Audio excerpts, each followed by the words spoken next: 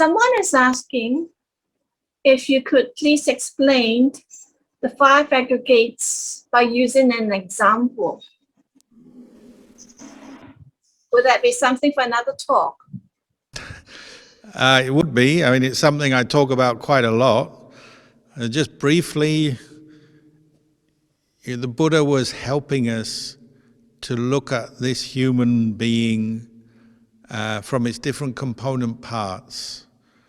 So he's breaking things down, because normally we're attached to this body and mind as a self, and it all seems to be one thing, one big thing, and we just stick a label on it. This is me, this is myself, this is who I am. Whereas the Buddha is encouraging us to question that view, that belief, look at it. And one way you can question it and investigate it better is breaking things down into component parts. So the main way he did that, first thing he said, well, there's what we call rupa, form, physical form, material form, and nama, mentality. So in brief, we say body and mind.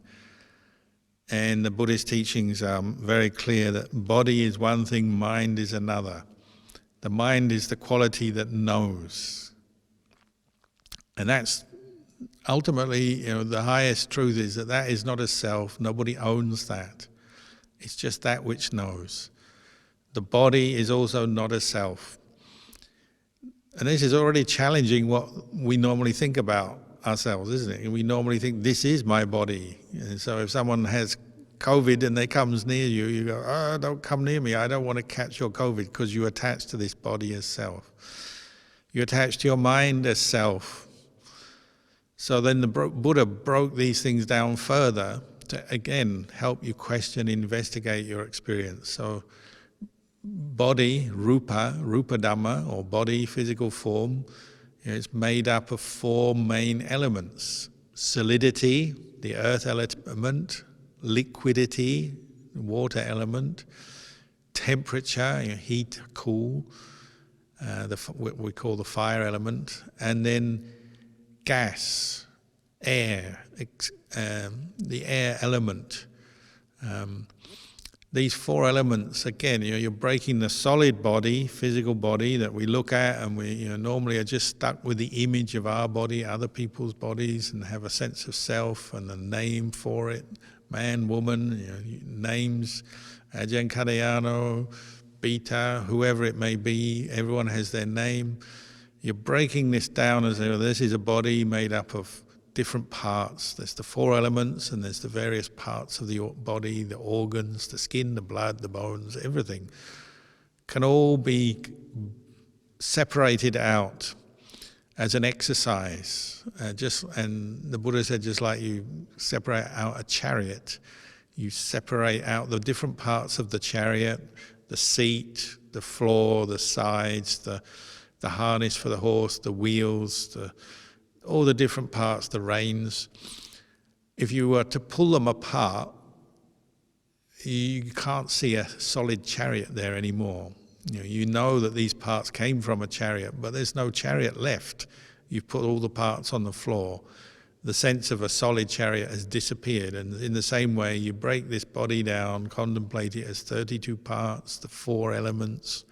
You're dispersing, breaking up that normal identification with the solid self as this body as a self. And you just do something very simple like cut your hair or cut your nails, and that nail or that hair that was stuck to your body a minute ago now is cut off.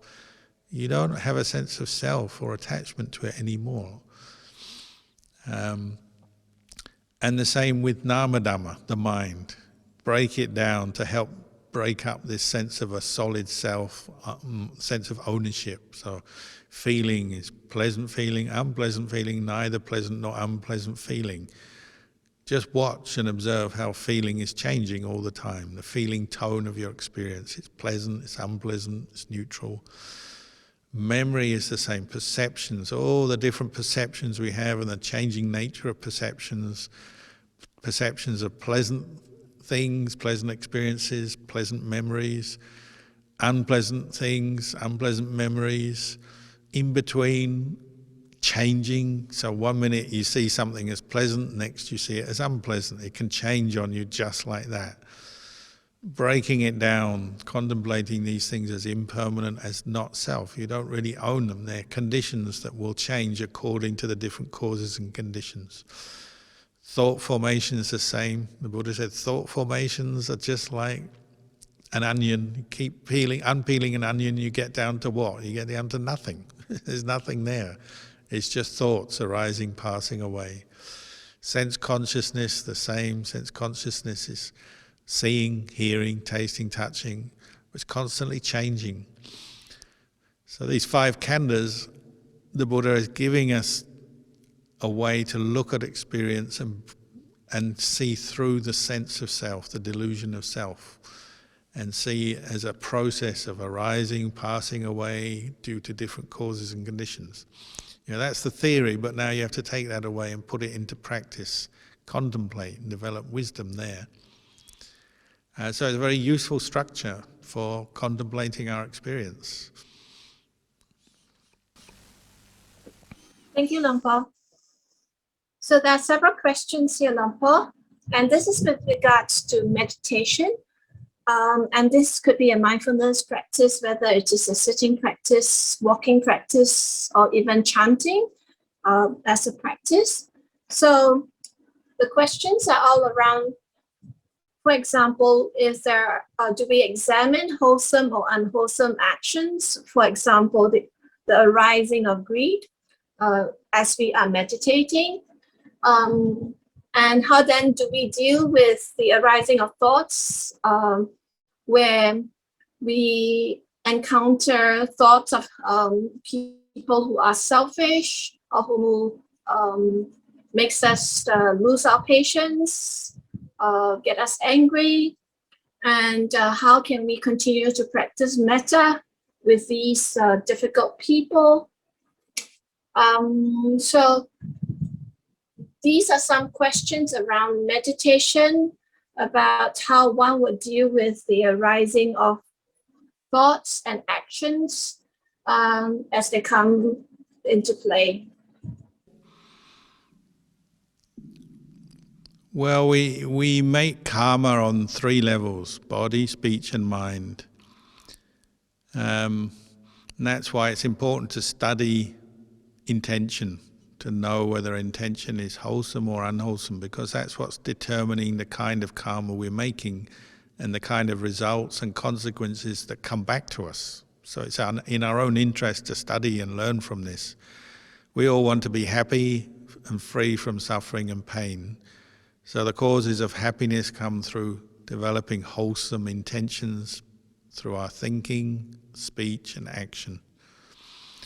But particularly in the beginning of our practice, we have to get a good awareness of what kind of karma we're making with our speech and our actions, because that's where we tend to make the worst or the heaviest kind of karma. You notice, a thought is very subtle, fast. A thought just arises, passes away. So you may have a thought, I hate someone. But it's already, that thought is gone, and it may return, but you can see it rises, passes away, doesn't yet do much damage to us. Does some damage already, even a negative thought towards somebody else. It leaves an impression on your mind, and that can grow, and of course it can be like a disease, it can spread, it can get worse, more intense. But where you have to really be careful, especially in the beginning of practice, is how it will come out in our speech and our action, because that's where the consequences will be heavier or stronger. So if you speak in anger, act in anger, you become more destructive. People don't like you, people want to hurt you, you get more fear, your life gets more difficult, and so on. So that's something to study, isn't it? How anger begins as a thought, an intention. But if you just watch it, manage it on that level, it passes away, the karma is fairly minimal. And if you be mindful enough to let it go and know, this is anger, this is a cause of suffering, and you let it go, well, that's the end of it. It hasn't really hurt anyone, and no one can criticize you for that because nobody will really know what you've thought, because it's a personal thing. But once you put it into speech or actions, the consequences are much more serious, as we know. So this is why we practice ethical conduct, what we call sila, and we use the precepts to train ourselves. So even though maybe we have an angry thought, you're with someone, you don't like them, you have anger towards them, but you're training yourself not to put that anger into speech or action, because the consequences will be worse for yourself, for them as well, but for yourself as well. But if you decided, I'm going to keep the precepts, I'm not going to say anything abusive or hurtful, I'm not going to take advantage of them in any way, I'm not going to physically do anything to their property or to them to hurt them through anger. Well, you've established sila then. What that does, it gives you a kind of boundary for your behavior, which means you can start working on the level of the mind much better, because you're not having to deal with the consequences of your anger that's come out in your speech and action. And also, when you're just working on the level of the mind, you can't simply do it through precepts, because precept, you can say, I'm not going to speak a lie, I'm not going to tell a lie, I'm not going to swear or shout at someone. You can say that on the level of precepts, but you can't just say, I'm not going to have an angry thought, because it won't listen to you. Your mind is not that well trained. So the thought may arise. The only way to deal with that is develop more and more mindfulness and clarity to see this is unwholesome, this is a cause of suffering, and then you look for a method to abandon it. So maybe to bring up the opposite, metta, kindness, or seeing the impermanence of that thought. Oh, it's just a thought, let it go, don't get involved with it. You learn ways that help you to let go of your anger on the level of mind, but it may take time. But you use the protection of sila, not speaking or acting in anger, to help facilitate letting go of anger on the inside, on the level of the mind. But it will take patient effort, because you can't just command your mind not to get angry yet. It has to be done in a very natural, organic way, where you get to the point where you realize there's no one to get angry anyway. There's nothing to be gained by holding on to angry thoughts. And you understand a thought is just a thought. It's not a person, a being, a self. It's just a thought, and it can be let go of, especially if it's a harmful thought like anger.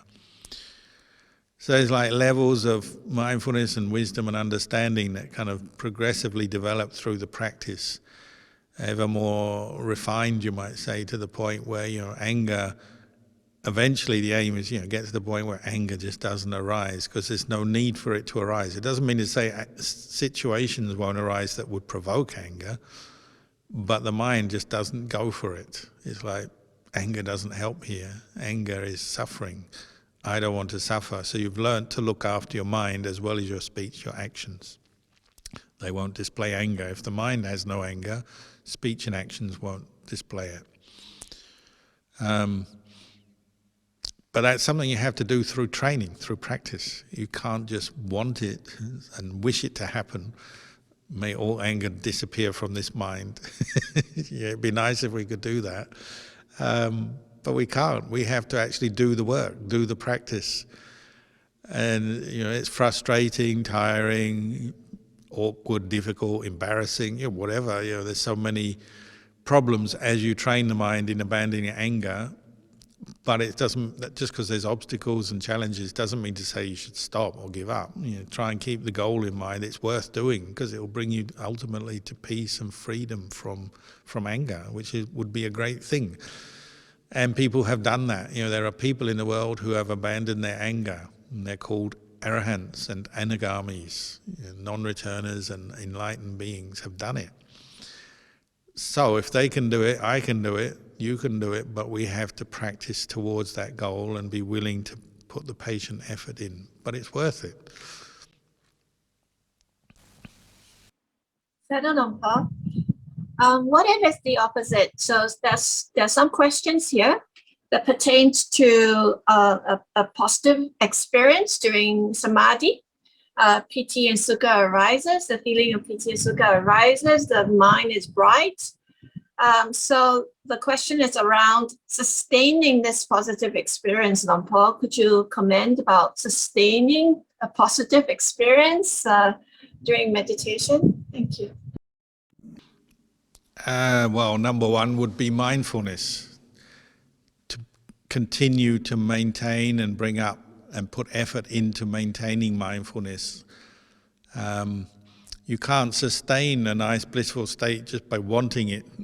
Wanting is not enough, and wanting will probably destroy it anyway. It has to come through the right causes and conditions. So the mindfulness, the effort into maintaining, bringing up mindfulness, being on guard, being alert. With mindfulness you have wisdom that's knowing at that moment what are the dangers. Say, someone was saying today, you become peaceful and calm in samadhi, and then just one thought can arise and it all disappears. The samadhi fades away immediately. One thought of desire for something, and your mind, out of habit, just goes for that thought, and you forget the breath, you forget your samadhi, and it all dissipates. Or it could be something that brings anger. One of the dangers of wanting to sustain states of samadhi is you become very angry with anything that disturbs you. So be alert to that, be aware of that danger, so that you can maintain mindfulness as you've attained some samadhi, the piti and sukha are there, and life is unexpected. So, somebody makes a lot of noise next to you, because you're maybe attached to your state of bliss, then the next thing that arises is anger. Why are they disturbing me? I'm meditating, they shouldn't be disturbing me. So be alert to that, be ready for that, and don't give in to the anger at that point. Just maintain your effort in maintaining mindfulness, go back to the breath, stay with the breath. Then you can practice vipassana and insight, develop insight very well. So you see, or you hear the you hear the unpleasant sound, you're aware anger can arise at that point, but you maintain your mindfulness and equanimity and say, this is just sound. And you let the sound go, even if it's an ongoing situation, somebody keeps annoying you, disturbing you. You don't let your mind go to anger. You may actually teach yourself to let go of a certain amount of attachment, identifying with the perception of that sound as disturbing me, taking ownership of the sound. You're investigating that and letting go. So your mind will maybe go into a deeper state of samadhi, because you've been in samadhi, you were disturbed, but rather than going with the coarser state of mind of anger, ill will arising based on a disturbing sound, for example, you see the sound as not self. It's not me, not mine, myself, it's just sound. The anger doesn't arise, the anger fades or doesn't arise in the first place, and the mind goes back into maybe a deeper state of samadhi. So mindfulness supported by wisdom is what will sustain states of samadhi, and this is how practitioners develop. They may attain a certain level of samadhi, and then the mind, we say, withdraws from that, and they start to think again, or experience sounds, experience the body again, and this will stimulate different reactions. Some maybe aversion or some desire, wanting will come up. But if one is maintaining mindfulness very carefully and contemplating these things as impermanent, as not self, at that point the mind can go back into samadhi that's even deeper than before, brighter, happier than before, because it's let go of something. Samadhi is not the end of the practice or the goal of the practice. It's the basis for wisdom, for contemplation and insight. And so developing samadhi, one can develop insight. Insight can feed back into more samadhi. The samadhi supports further insight. So they're like two friends supporting each other. Sadhu Lumpur.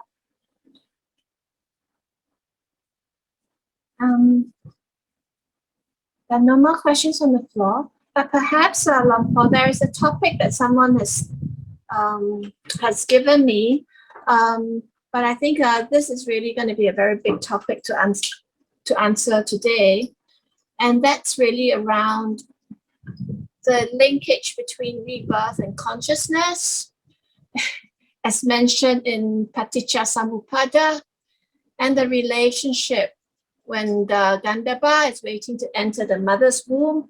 So I think that's really a much larger talk than for you to answer in the 3 minutes, right, Lumpur? Well, yeah, I guess so. It's going on every moment of every day in the world. There's Gandhabas all over the place trying to get into the world and get reborn. So it's happening all the time. As we speak, it's happening. But yeah, it's a big topic. The Paticca Samuppada and the causes for birth, rebirth. So we can talk about that next time if we remember.